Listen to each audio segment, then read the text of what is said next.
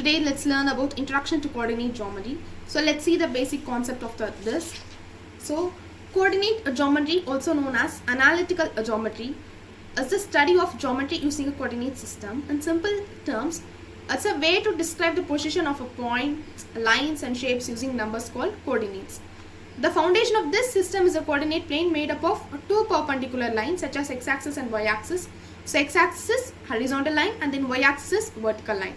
So these lines intersect at a point called origin, which is a coordinate of 0, 0. Each point in the plane is written as an ordered pair x, y, where x is represented as abscissa, which tells how far you have to move right or left, and y coordinate tells how far you have to move up or down. And here are the types in coordinate geometry. So first is Cartesian plane, the flat surface formed by x and y axis, and then second is quadrants. The plane is divided into 4 sections based on positive and negative values of x and y. And then third is points, lines and shapes. You can represent all geometric figures using these coordinates. And here is a quick tips with examples. So before going to quick tips, let's understand this graph, which is this line represents x-axis, positive x-axis, and this line represents the negative x-axis, and this is positive y-axis and this is negative y-axis.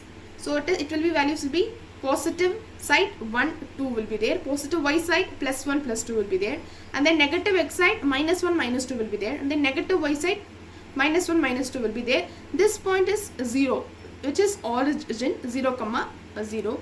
Usually we have 4 quadrants in this. So this is the first quadrant, and this is the second quadrant, this is the third quadrant, and this is the fourth quadrant.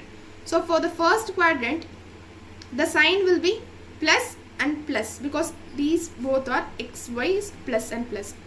But for second quadrant, x is minus and y is plus, so minus, plus. For y, third quadrant, x, y both are negative, so minus, minus.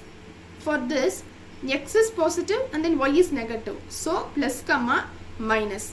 So the first example is always start from the origin 0, 0. To find 2, 3, how to find 2, 3? 2 is we have to go right and then up. So for example, if it is x na, you have x positive value, you have to go right side. If it is minus negative side, you have to go left side. If it is y positive, you have to go upwards. If it is minus y, you have to come down. So negative x or y means go left or down.